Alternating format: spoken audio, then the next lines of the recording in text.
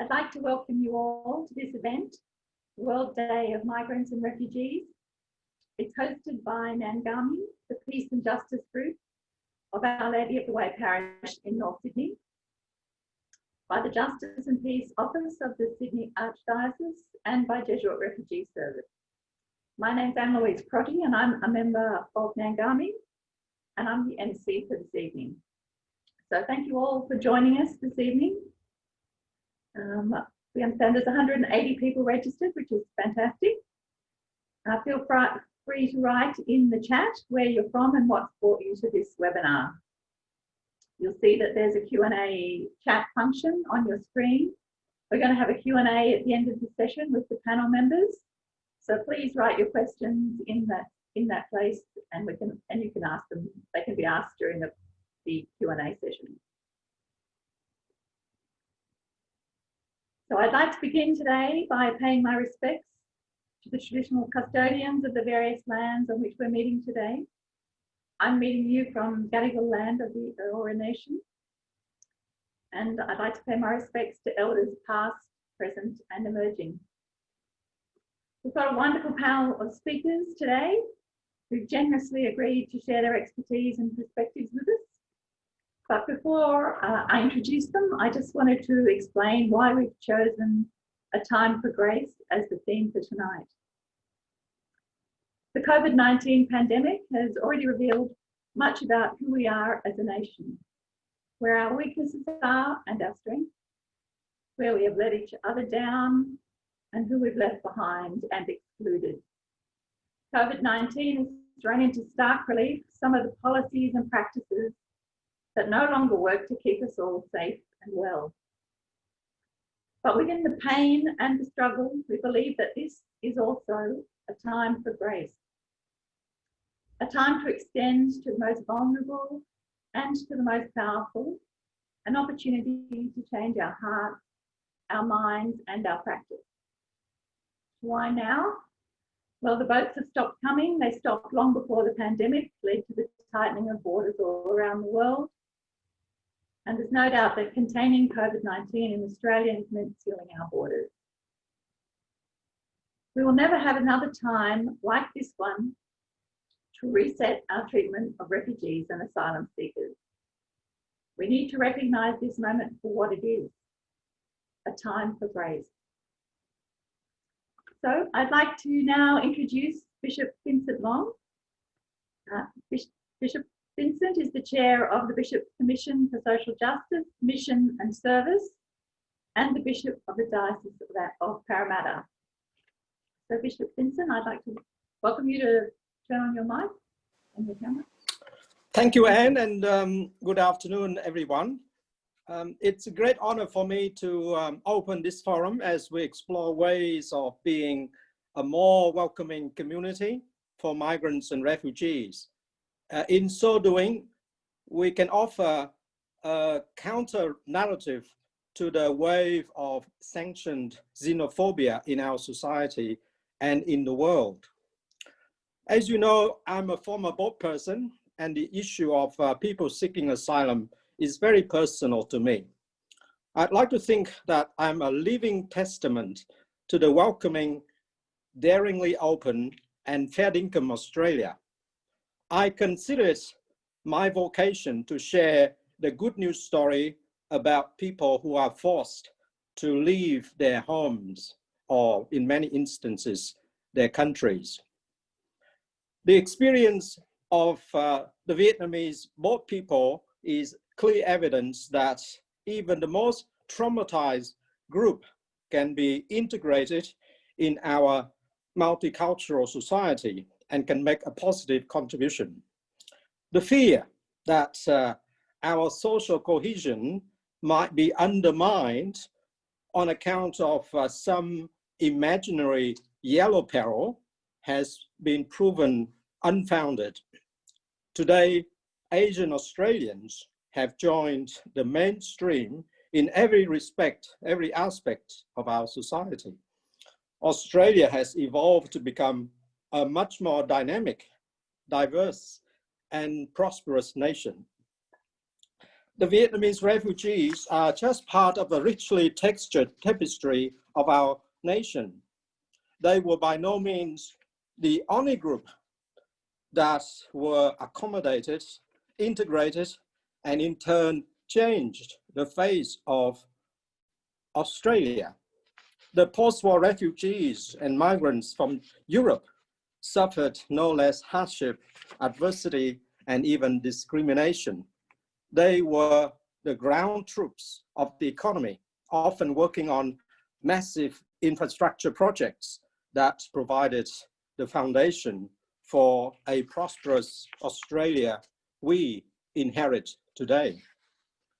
To be sure, each group presents its own challenge to Australia. Yet, this nation has consistently risen to the challenge and become more enriched in the process. I contend that we will have failed to live up to our best tradition as a generous and compassionate society, and we demean ourselves when we adopt harsh and unprincipled policies towards people seeking asylum. Ever since the convict era, the modern history of this country has been about the victory of the downtrodden, the triumph of the human spirit, and the prevalence of justice for the oppressed. I'm convinced that Australia is what it is today, where it is today, because this nation dares to welcome the unwelcomed. It dares to give a fair go to the underdog. It rose to the challenge in the past with its generous embrace of migrants and refugees. It proved itself especially courageous during the Vietnamese exodus and accepted an unprecedented number of Asian refugees for the first time in its modern history. And the Vietnamese have not done too badly ever since. Well, a few of us live off the fat of the land, if the truth be known. But, you know, most of us are well settled and doing our bit for the country. We have practically cornered the bakery, hair salon, pedicure, manicure, and waxing businesses in this country. We have virtually infiltrated every diocese and religious order, even now the echelons of the Jesuits in Australia. All things being equal though, I believe that Australia has changed for the better with each successive wave of new arrivals. Australia is what it is today because of their love of freedom and fundamental human values, because of their determination, their drive for a better future. We honor the legacy of this great country, not by excessive protectionism, isolation, and defense of our privilege at all costs. Rather, we make it greater. We make it greater by our concern and care for asylum seekers in the spirit of compassion and solidarity that has marked the history of our country from its beginning. I personally believe that the pendulum has swung the other way, not because the basic decency and fairness among Aussies have disappeared. Rather, it is a result of a concerted demonization and vilification of asylum seekers, especially in political and media circles. When political leaders exploited the Tampa affair, when they called boat arrivals queue jumpers, or that Australia is swamped by Asians and Muslims, they emboldened the extremist elements of our society. In the same way, the far right in the USA are being emboldened right now. Pope Francis, in his message marking Migrants and Refugee Sunday this year, makes a passionate appeal for solidarity with those who are forced to flee like Jesus against the tide of anti-refugee sentiments across the world. Especially during the pandemic, the Holy Father says that it is not a time of forgetfulness. Rather, he continues, it is a time to recognize Jesus in those faces we will be the ones to thank him for having been able to meet, to love, and to serve him in them. So we are challenged to be an alternative community of mercy, inclusion, and fraternity. Instead of the label of queue jumpers, we can help the world to see them as fellow travelers who, like us, are in the pursuit of justice, freedom, dignity, and opportunity. In our struggle to influence policy and decision makers in respect of people seeking asylum, it is easy for us to kind of give in to defeat and apathy. Significant social changes, we contend, rely on the participation and conversion of large numbers of people. But there is an alternative image to critical mass that is biblically called critical yeast. So instead of relying on an X amount of people, the question should become who in this situation would have the capacity, if they were mixed and held, connected together, make things grow even exponentially beyond their numbers. So each of us can become critical yeast for our critical time by virtue of our commitment, dedication, and shared leadership. In this way, we can create a movement and a coalition of concerned citizens that challenges the inaction of the political class from above, or the apathy and compassion fatigue from below. As Martin Luther King Jr. reminded us, that the arc of justice is long, but it tends inescapably to justice. So we must not give in to the myths of the futility of our resistance to the status quo.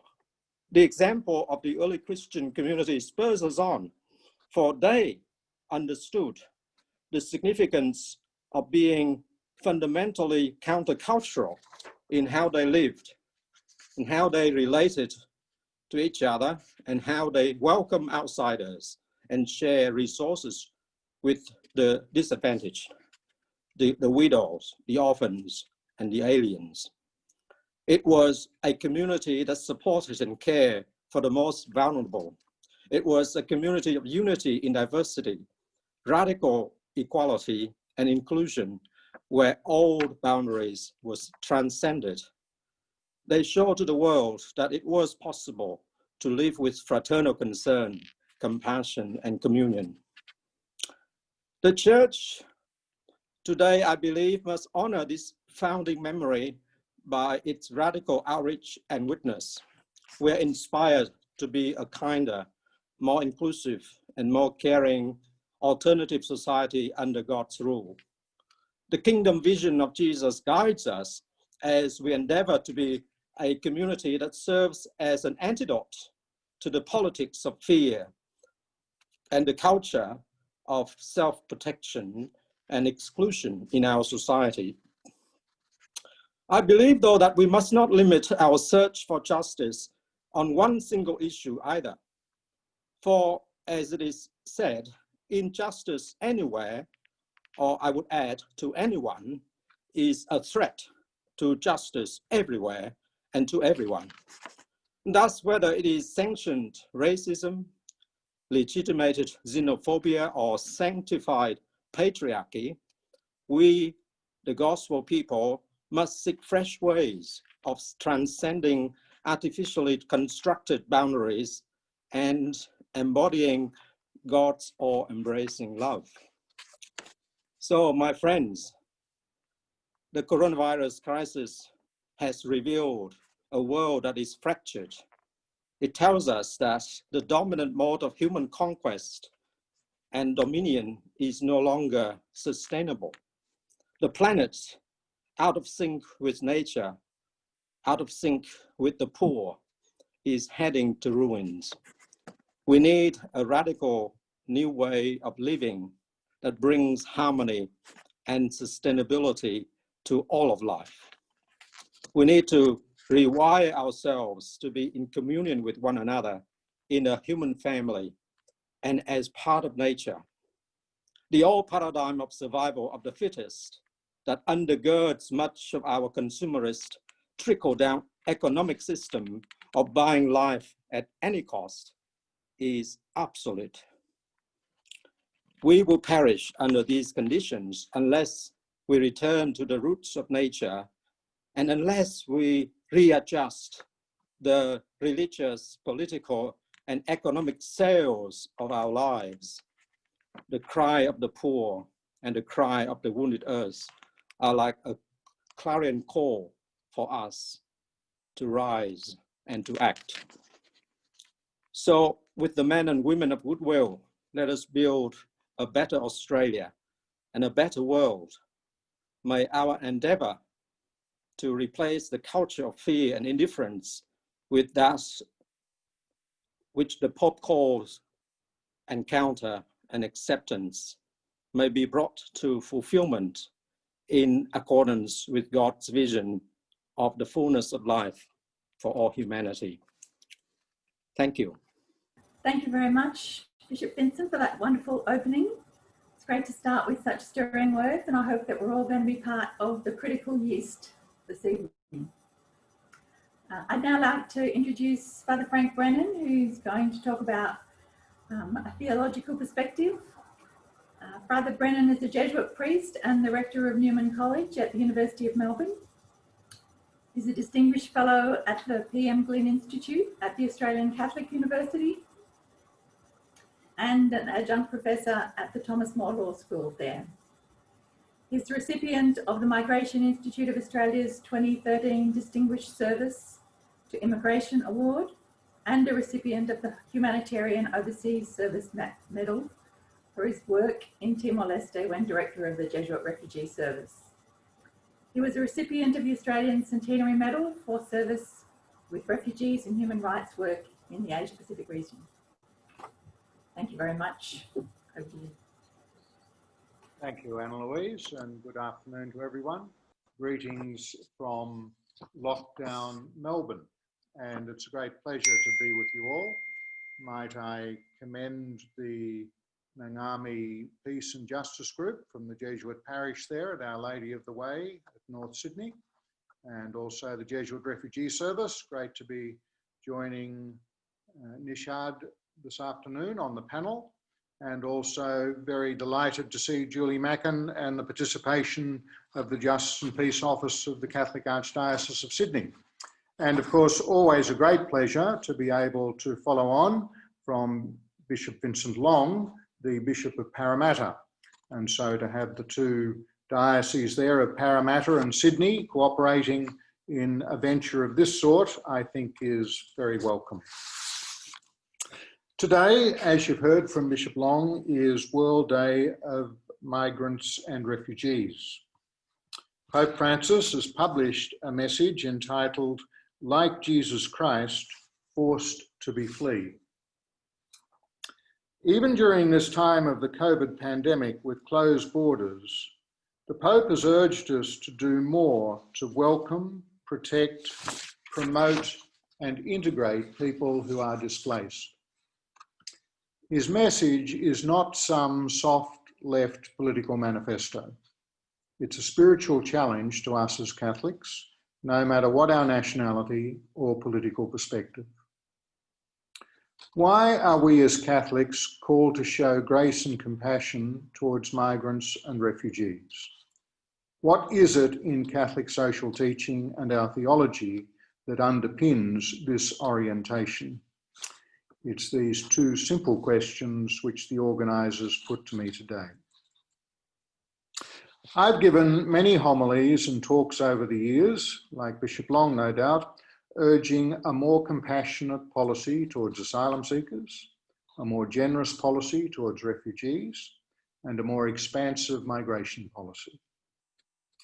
I sense that most Catholics give notional assent to all that I say on those matters when urging such courses of action, but I suspect many then leave the church or the hall expressing reservations to themselves that such prescriptions are not quite the whole story, or are politically slanted, unreal, or unachievable.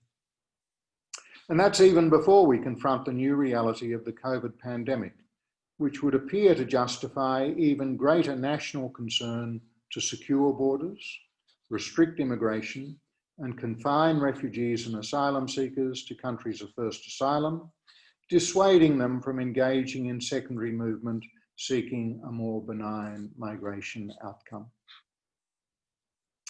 In our Catholic tradition, there has long been an acknowledgement of the person's right to reside in their own country, their right to leave or emigrate, and their right to return.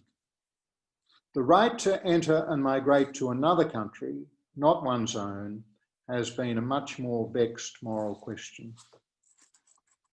After World War II, Pope Pius XII delivered a series of addresses urging the path to peace. For example, addressing the diplomatic corps early in 1946, he urged governments to allow exiles and refugees to return finally to their homes and to allow those in need, whose own lands lack the necessities of life, to emigrate to other countries. He repeated this plea often, culminating in his 1952 Apostolic Constitution, Exsul Familia, while the international community was finalising the Refugee Convention, which was far more restrictive. In his great human rights encyclical, Pacem in Terris, published in 1963, Pius's successor, Pope John XXIII, spoke of the right both to emigrate and to immigrate. Harking back to Pius XII's 1952 Christmas message, Pope John said, "Every human being has the right to freedom of movement and of residence within the confines of their own state. When there are just reasons in favour of it, he must be permitted to emigrate to other countries and take up residence there. The fact that he is a citizen of a particular state does not deprive him of membership in the human family, nor of citizenship in that universal society, the common worldwide fellowship of humanity." John went on to give public approval and commendation to every undertaking founded on the principles of human solidarity or of Christian charity, which aims at relieving the distress of those who are compelled to emigrate from their own country to another. The United Nations International Covenant on Civil and Political Rights was open for ratification just 3 years after Pacem in Terris was published. But the UN Covenant made no mention of the right to emigrate. It confined its attention to the right to leave any country and the right to enter one's own country. The Covenant added nothing of substance to the 1951 Refugee Convention, which did not accord asylum seekers the right to enter any country other than their own. The Refugee Convention simply ensured that any asylum seeker in direct flight from persecution was not to be disadvantaged for their illegal entry to a country where they successfully gained entry, and that they were not to be refooled or sent back to their country of persecution prior to the determination of their refugee claim once they'd gained entry, even if that entry be illegal. Recent popes have wrestled with what constitutes a just reason for emigrating to another country, not one's own, and taking up residence there. While focusing on the individual and their human rights, the popes also give attention to the family, the community, and the nation, which are the privileged loci within which the individual enjoying their human rights is able to achieve their full human flourishing. Thus, the national interest is important to evaluate, especially when considering culture, religious freedom, and economic prosperity. Though affirming the universal destination of goods and the universal fraternity of humanity, the popes have tended to espouse national borders as being necessary contingent preconditions for full human flourishing. In recent years, they've drawn attention to the particular responsibility which those behind secure national borders like us owe to those presenting at their borders seeking asylum in direct flight from persecution. Now, Pope Francis, in his characteristic style, has broken through some of the intellectual argument and uncertainty with symbolic actions which speak to those on both sides of national borders, calling all to give an account of themselves. You'll remember, as Pope, his first pastoral visit outside Rome was to the Mediterranean island Lampedusa, where those fleeing difficult circumstances in Africa reached landfall trying to reach Europe. He then visited the US-Mexico border, urging that we build bridges, not walls. When Syria imploded with people fleeing through Turkey hoping to settle in Europe, he visited Lesbos in company with the two local patriarchs. In Lesbos, Pope Francis commenced with this concession: the worries expressed by institutions and people, both in Greece and in other European countries, are understandable and legitimate. He, like his predecessors, takes seriously the nation-state's entitlement to maintain secure borders so as to enhance the prospects of full human flourishing for citizens seeking a full cultural, religious, and economic life in harmony with their fellow citizens. But in a world with 70 million people displaced and seeking asylum, that's not the full picture, and thus not the entirety of Catholic social teaching on the right to migrate. Francis had already demonstrated in his address to the European Parliament that he understands the pressures on the modern nation state when dealing with migration flows.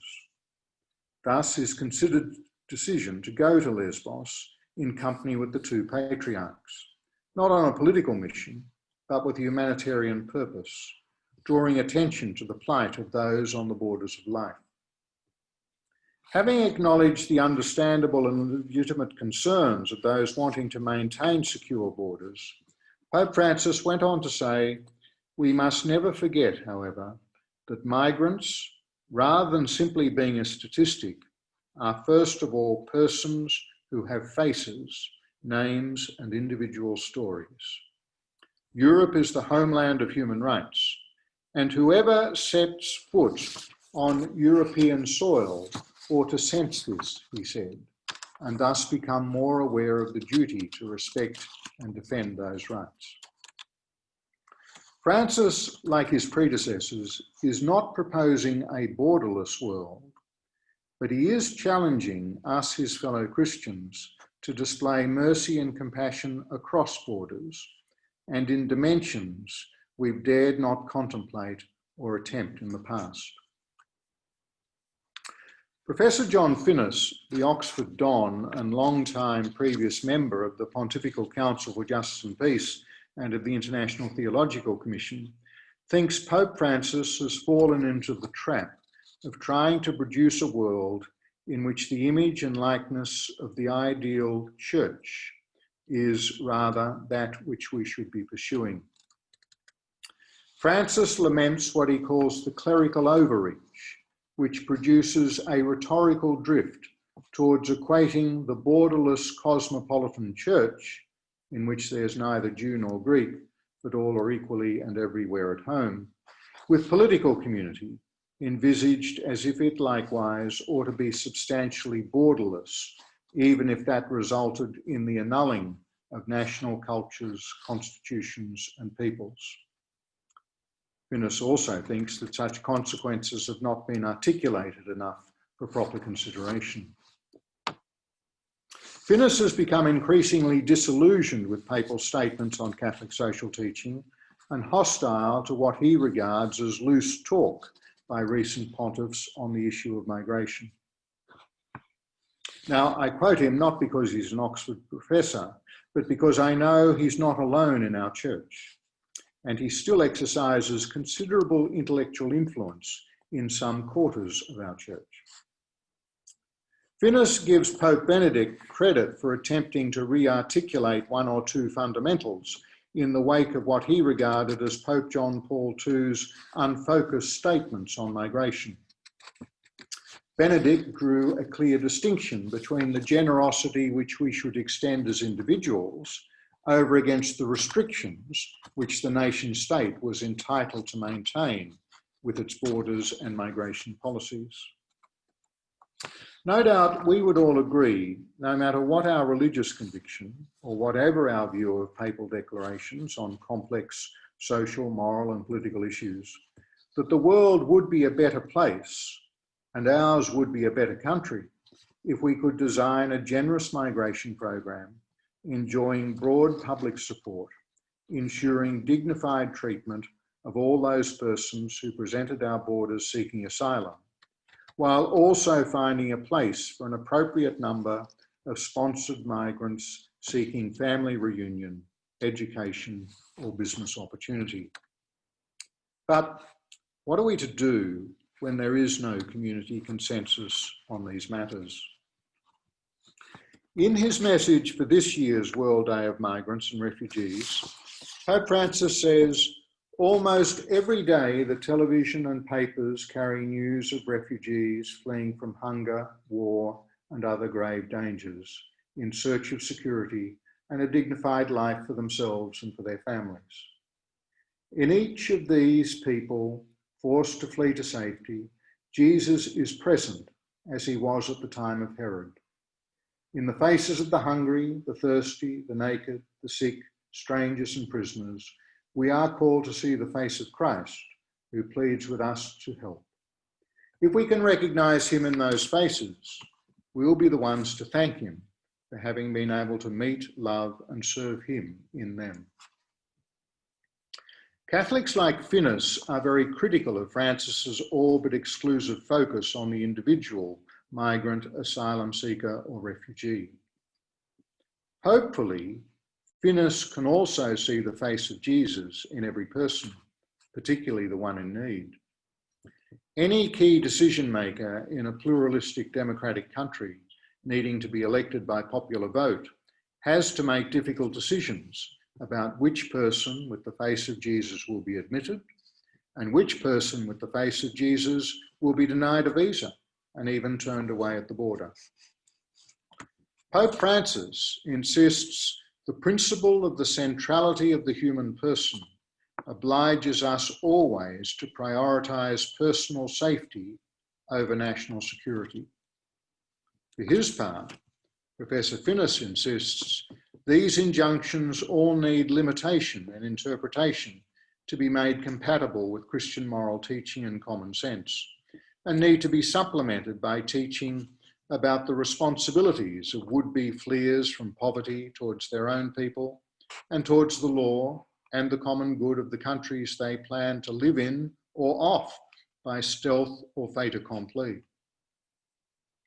Even putting to one side Finis's jaundiced view of many asylum seekers, we need to consider the common good and the rights of others, not just those who presented our borders.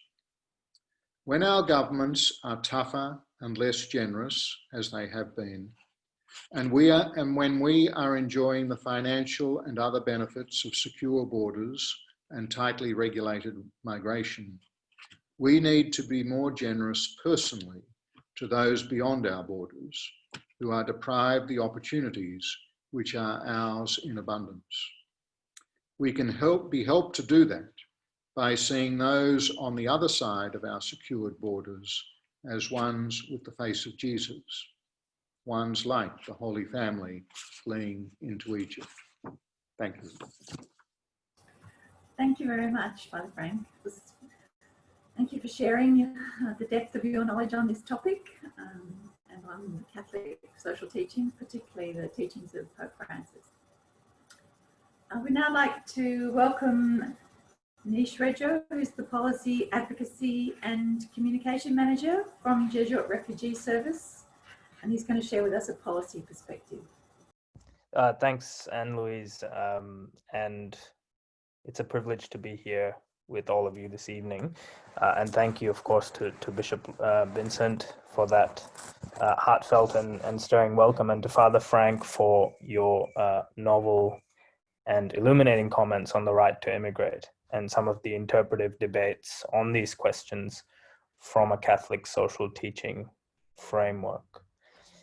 The title of today's event, A Time for Grace, comes from a recent comment made by Sister Bridget Arthur in a recent article written by Julie Mackin. Sister Bridget says, "Now is the time for every civic and religious leader in the country to call for an act of grace. A grace that recognizes everyone living in Australia today needs to be kept safe and fed and housed." There are perhaps evidently clear moral and political reasons for such a call to be made. But here I want to reflect briefly and modestly on why this may be an opportune moment from a public policy point of view for such a call to be made and heeded. As we know, the COVID-19 pandemic is an unprecedented moment in so many ways, not least in the realm of migration. Although people continue to migrate to find safety or a more dignified existence, the spread of COVID has stopped human mobility in its tracks. For the first time in my living memory, borders between Australia's states and territories have reappeared as tangible, consequential lines of demarcation between communities, families, individuals.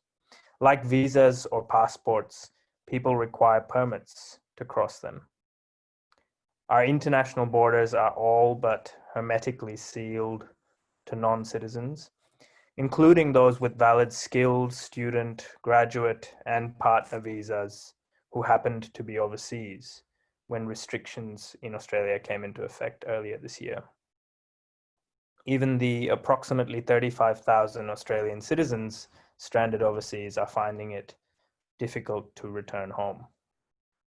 And similarly, the vast majority of those trying to leave Australia either cannot find any available flights or cannot afford the very few still available.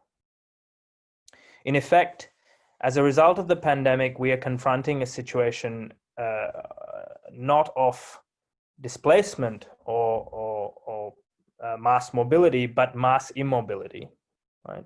Broadly speaking, those who are overseas cannot come here. Those who are in Australia cannot leave. Now, the closure of international borders has serious human rights consequences for migrants and refugees around the world. People are continuing to flee situations of individualized persecution, generalized conflict, chronic insecurity, poverty, the aftermath of natural disasters. They need protection in a very real and practical sense, whether or not they have crossed international borders. And this call is made in earnest in the Vatican's pastoral orientations on internal displacement in 2020. In most cases, welcome and protection are elusive, perhaps more so today. And to provide just one small example, 2 weeks ago, a group of Achinese fishermen rescued 300 Rohingya refugees who had been stranded at sea for more than 6 months because no national government in the region would permit them entry into national ports.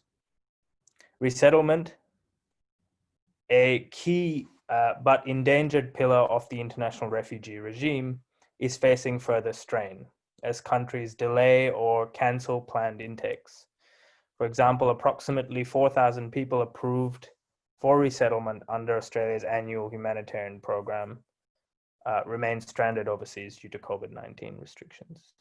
And of course, many remain in insecure urban settings, in refugee camps, where they have in many cases remained or been residing rather for years, if not decades. And finally, COVID-19 border restrictions or travel restrictions mean that so many migrants, refugees, and citizens of various countries remain separated from family, friends, and community for the foreseeable future. With all of this being said, the reality of mass immobility in Australia provides us with an opportunity for an unblemished focus on those migrants and refugees currently in our jurisdiction and care. it also provides perhaps a strong policy impetus to question the underpinnings of our treatment of these migrants and refugees. So I make 4 points here. First, policy is justified in the name of deterring future migrants or refugees from arriving on Australian soil and claiming asylum are perhaps more redundant than they've ever been in the context of the pandemic. These include policies of offshore detention or confinement on Nauru and PNG, and the ongoing denial of permanent protection visas to recognized refugees who arrived by boat between 2012 and 2014. Policies that were implemented as a means of demonstrating how tough a destination Australia is for those who we do not desire, for whatever reason, to enter our country. Today, traveling from Afghanistan or Pakistan to Malaysia or Indonesia in order to travel onward to Australia, as the narrative has previously gone, is harder than it has ever been before. Indeed, Malaysia's borders and Indonesia's borders remain closed to non-citizens. And of course, the logic of deterrence has been on shaky ground for years. This has been well argued. As Robert Mann and Sean Hands have said recently, stopping the boats relies on the effectiveness of interdiction and turnback policies, and not on the cruelty of our offshore regime. Had the deterrent effect of locking up innocent children, women, and men been so powerful, the boats would have been stopped without the need for interception and turnbacks at all.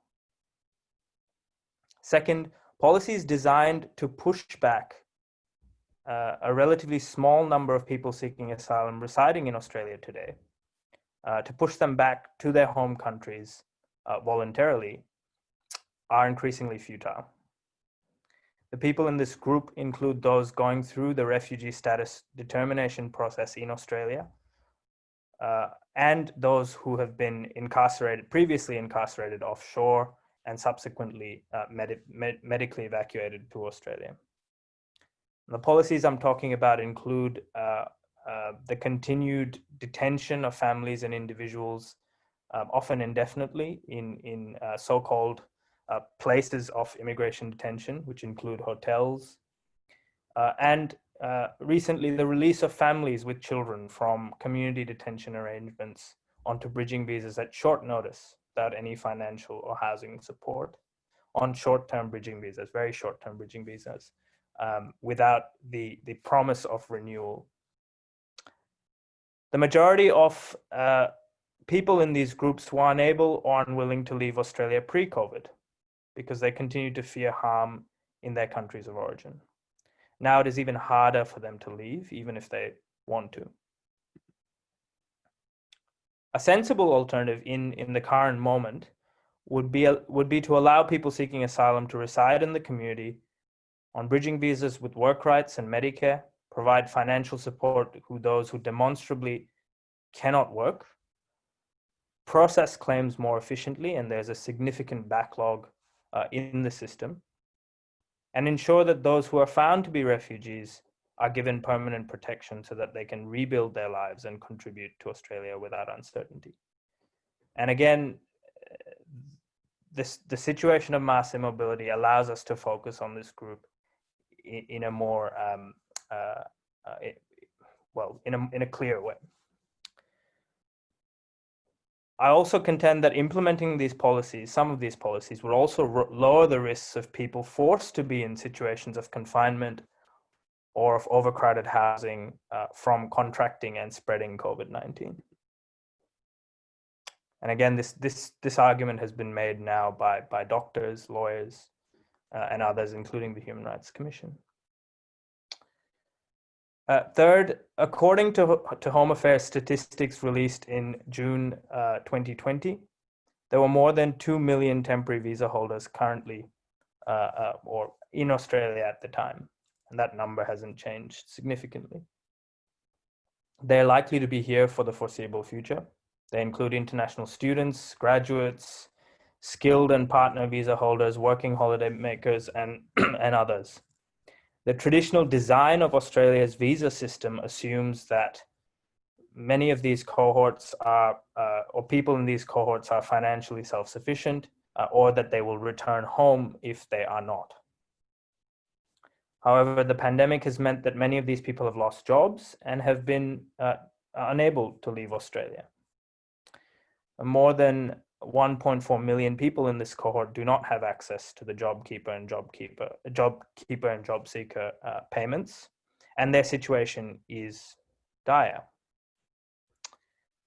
Data from a July 2020 UNSW UTS survey of approximately 6,000 people across these cohorts shows that a third of respondents would not have enough money to pay for rent, food, or other essentials within 3 months.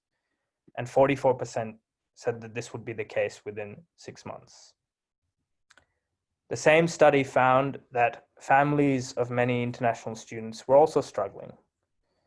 43% of respondents said that the allowance from their family had decreased. 45% had an income below $300 a week. And a recent study by John Mancoy and the Refugee Council found that nearly 19,000 refugees and asylum seekers in Australia on temporary visas would lose their job because of the current economic downturn. And there would be a 12% increase in homelessness amongst this cohort.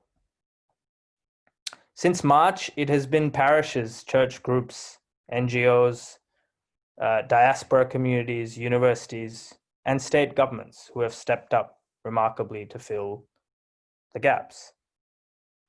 JRS alone has provided close to 7,000 food parcels to families and individuals in need, including to about 300 children per week. And we have an active intake wait list of about 130 to 150 people each week. This is unprecedented.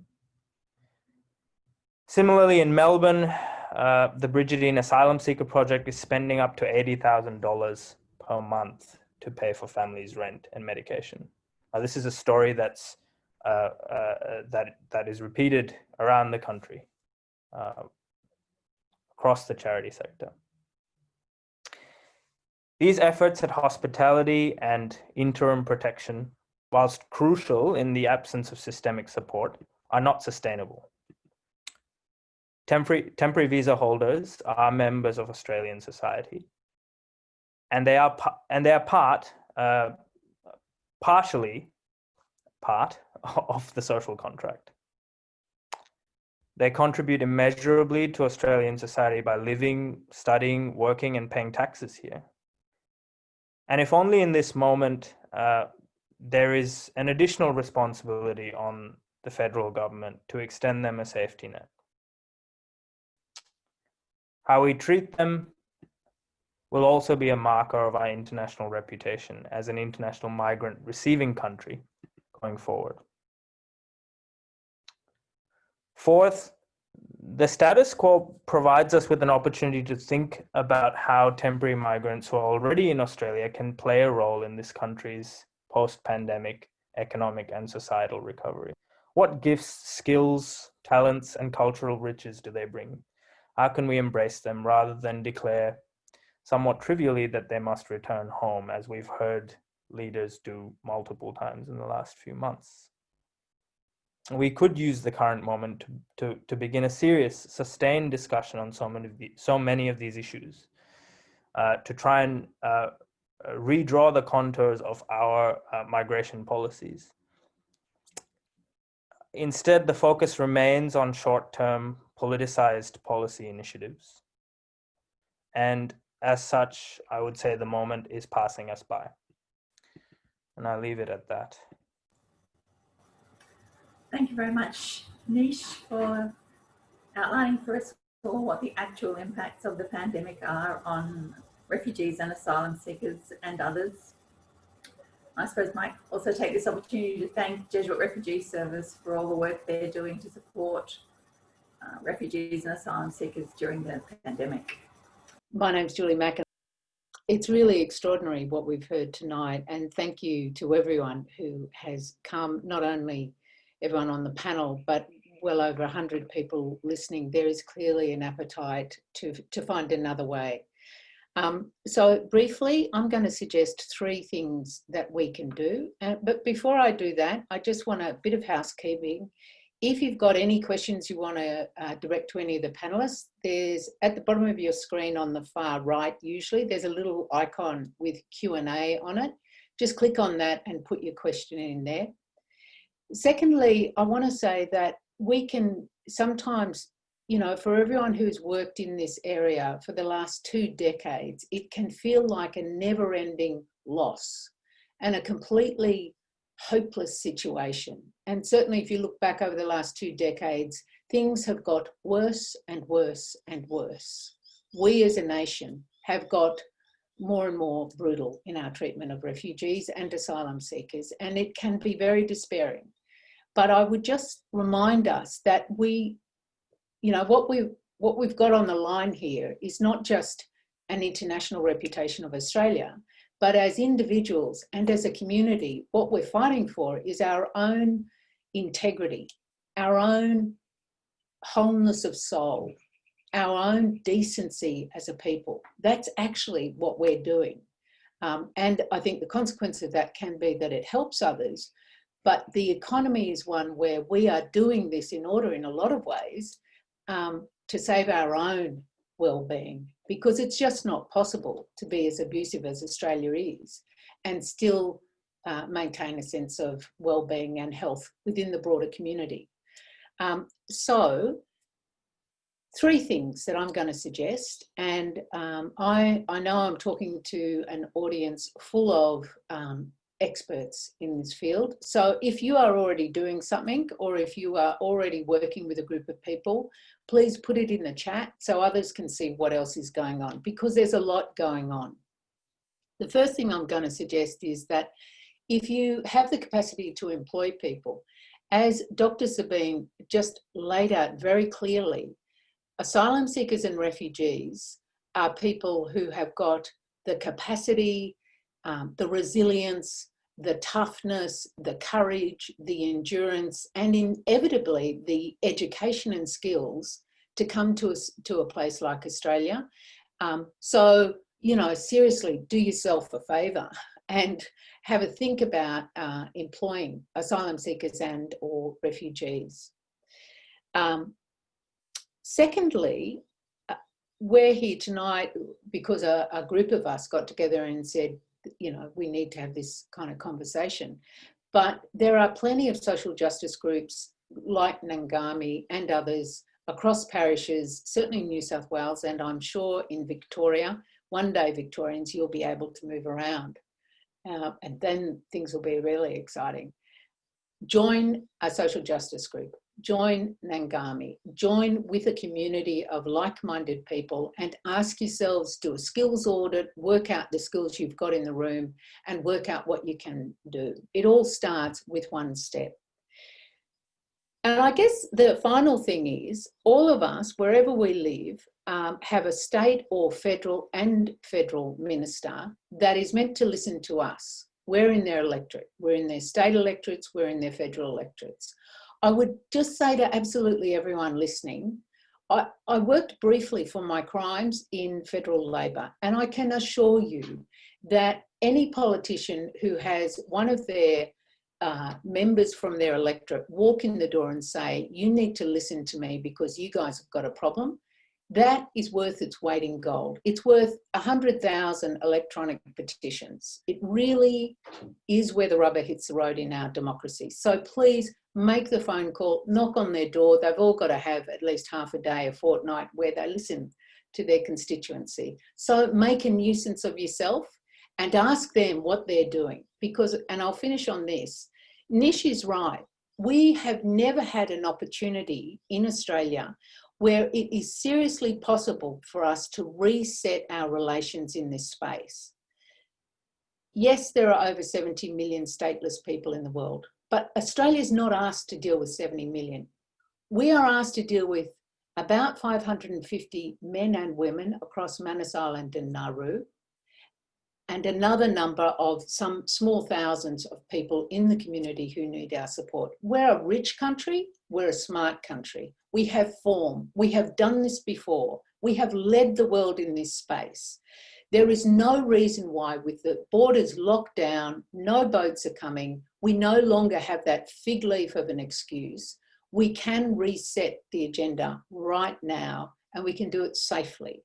And frankly, if not now, then when? And I'll leave it at that. Oh, sorry, one more thing. Justice and Peace Office stands ready to help anyone who has any queries at all. If we can do anything, please, our numbers on the computer, on the Facebook, on our website, give us a call and we'd love to chat. Thanks very much. Thanks very much, Julie. I just invite all of the speakers to come back on for the Q&A session, which is going to be introduced by Anne Nesbitt, who's a fellow parishioner and member of Nangami and also works with the Jesuit Refugee Service. Okay, thanks very much, Anne-Louise. First question, could you explore further what it might look like for us to be more generous personally because governments are not? Who would like to answer that question?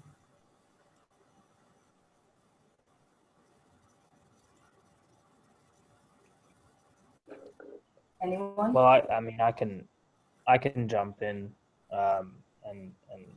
and say that there are a number of ways to assist temporary visa holders who are in our midst, in our cities, in our towns, in our regional areas, either through organizations like JRS and House of Welcome and the Brigidines and others, or through the whole range of diaspora organizations as well that are less formal, less well known, that are going to great lengths to assist their community members. So donations, food, volunteering, employing people, if you have a business, teaching someone English, all of these things remain extremely important at this time. And I suppose we can share a list of places to do that in correspondence after this webinar. Thanks, Nate. Julie? Bishop Vincent here. Thank you very much for the question. I think the Parish Network is an excellent way of mobilizing and channeling that sense of being a community of welcome and accompaniment and embrace of migrants and refugees. Like in our diocese here, we have parishes that have taken this on board during the pandemic, and so people drop their donations, whether in food and hampers or monetary form, in order to assist refugees and migrants during the pandemic, where they don't have access to the security, the social network. And there's in Melbourne, for instance, I know a Vietnamese Catholic community down there has set up a similar outreach service, because a lot of the Vietnamese, and I suspect other nationalities too, are too ashamed when they face that situation of need, or they don't have the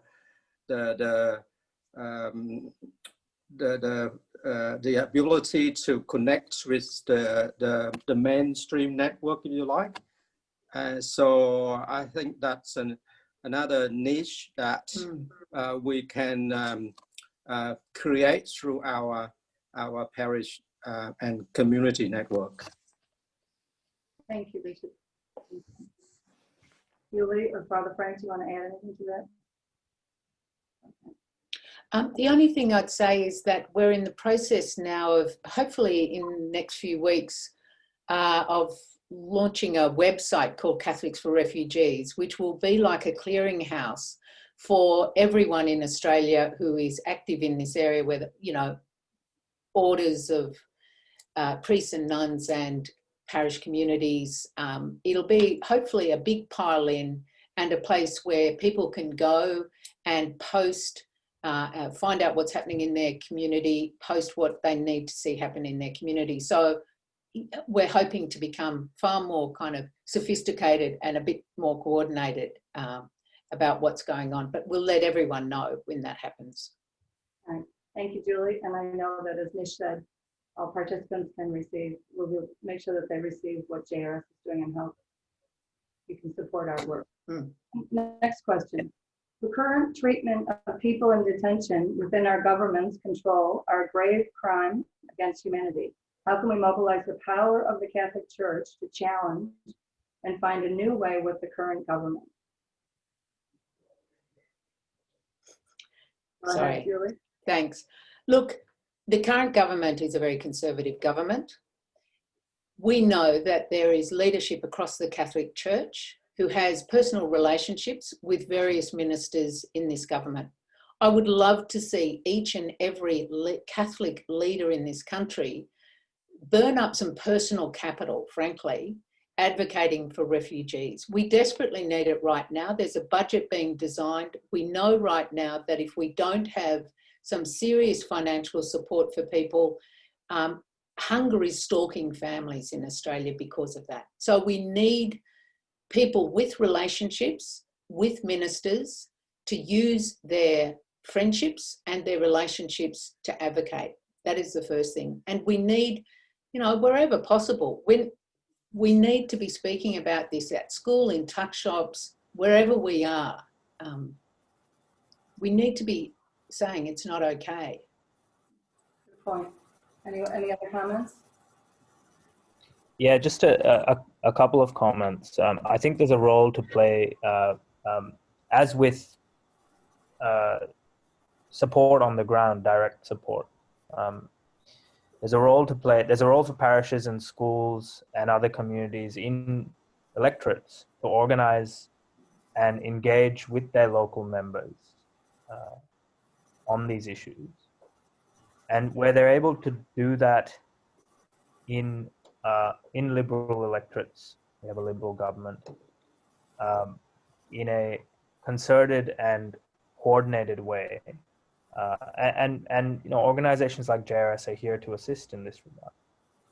We can get the message across the country and across the party, such that there can be pressure put from within the Liberal Party for some of these changes to happen. And just one point, going back to the previous question, Australia has a small pilot program which allows, at the moment, a select number of organizations to participate in sponsoring refugees and supporting them with their needs in resettlement. This is a small program. It only supports about 2,000 people. There is a push across the country for it to be expanded. I think Catholic communities, Catholic organizations, the church can play a significant role in upscaling that program. We have houses, for example, all across the country. We have the resources collectively to be able to expand that. So that's something to look to in the sort of medium to long term, I think. Okay, thanks, Nish. Another question. Do the panelists believe the bishop's recent commitment to mental health in their 2020-21 social justice statement adds weight to the need to urge all levels of government, local, state, and federal, to express a more compassionate, grace-filled response to asylum seekers? You know, the proof is in the pudding, really, isn't it? I mean, what are they actually doing? It's too late in the day. It is just too late in the day for us to be satisfied with just words. People need to be taking action.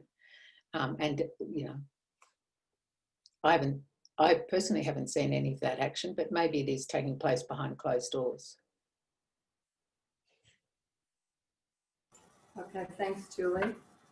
I think the fact that it got to the stage that even our bishops issued a social justice statement on mental health shows that mental health is now a very big concern in the Australian community.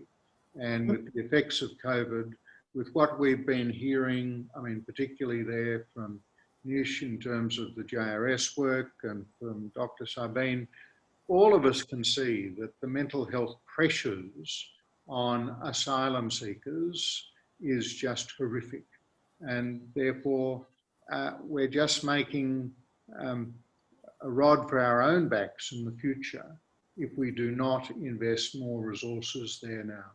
So it's not that the bishop's statement provides any answer.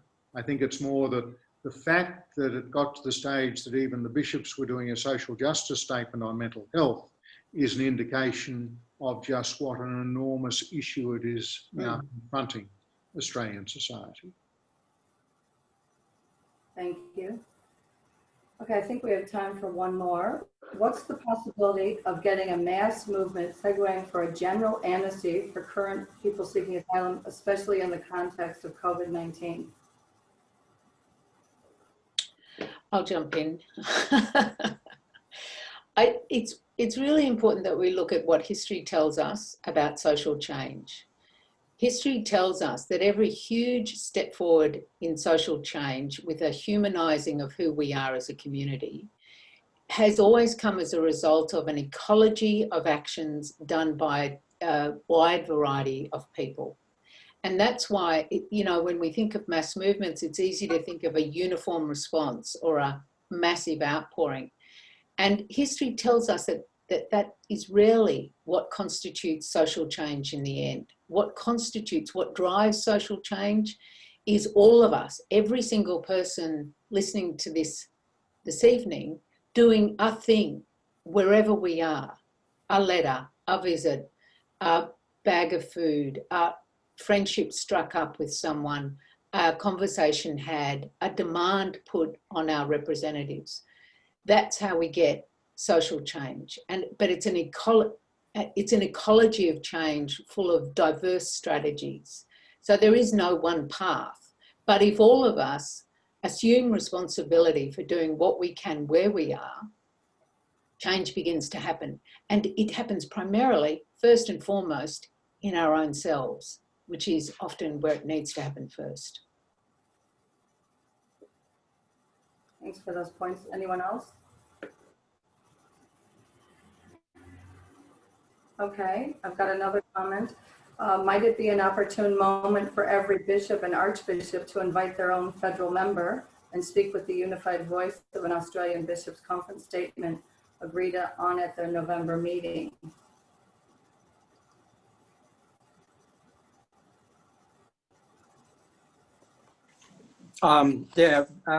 Vincent here. It is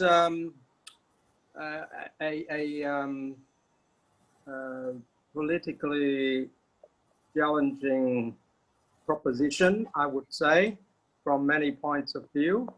There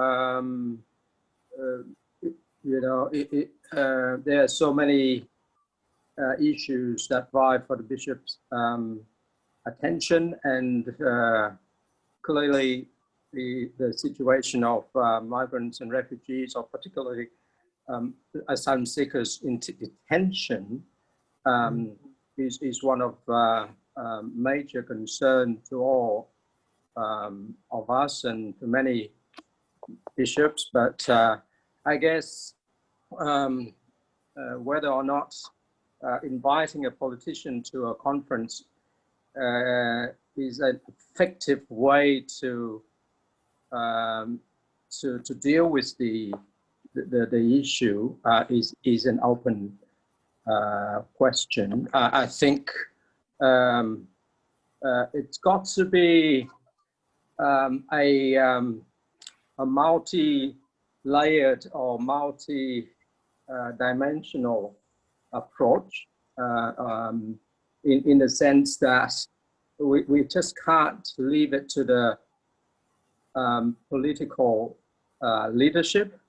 I think often politicians act on polls or on community sentiments, and you know, I would contend that we need to challenge and change community attitude in relation to asylum seekers or people seeking asylum, and as well as engaging with the political elites. But it's got to be, I think, a more holistic, multi-layered approach in order to get any real traction. Thank you, Bishop. Now, Nish, someone has just mentioned that you might mention how at Ngami we've been, and through your advocacy work at JRS, you've been able to get an appointment with several MPs, and what JRS can do to help with those meetings, and talk a little bit about your work. That you can provide talking points in meetings organized. Oh yeah, absolutely, absolutely. And as I said earlier, I think you know, advocacy is part of our mission, and we do advocacy publicly and behind closed doors, and we can continue to work with Catholic leaders, Catholic parishioners, Catholic schools, specifically in electorates, because the political climate is such that our decision makers listen to the people who vote for them. And so we have been, well, exclusively, I would say, at this point. And so we've been trying to organize people in, or work with people in electorates across New South Wales to do this. So we're, you know, very happy to assist in any way. And might add, there are people in the Liberal Party, there are people, of course, in the Labor Party, there are people across the political spectrum who understand and are sympathetic to the plight that people seeking asylum and refugees are facing at this moment. We have to continue to knock on their doors relentlessly, because it is a matter of life and death for many thousands of people at the moment. And you know, that's why we're here tonight. So absolutely. Well, in the interest of time, I'm sorry we won't be able to answer any more questions. I'm going to pass over to Anne-Louise. Thank you very much. Thank you very much. We just wanted to finish up with prayer for the pandemic.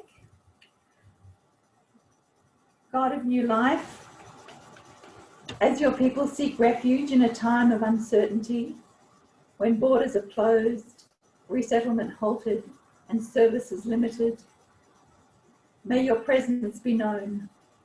You have not abandoned them, the refugees. When Mary wept at your tomb, you came to her, unrecognised at first, but you were there with arms open to receive. May we imitate you, bringing comfort to the brokenhearted here on earth, when all seems lost along the journey. With the world sealed off, may we be there, despite the distance, with arms open to receive. Amen. I want to finish up by thanking our very inspiring speakers for this evening, for your time, for your expertise, and for sharing your stories. And thank you all to everyone who joined us in the webinar. and also to the people who helped organise the webinar this evening. We hope that the weeks and months ahead will be a time for grace. Have a lovely evening and Yeah. very much.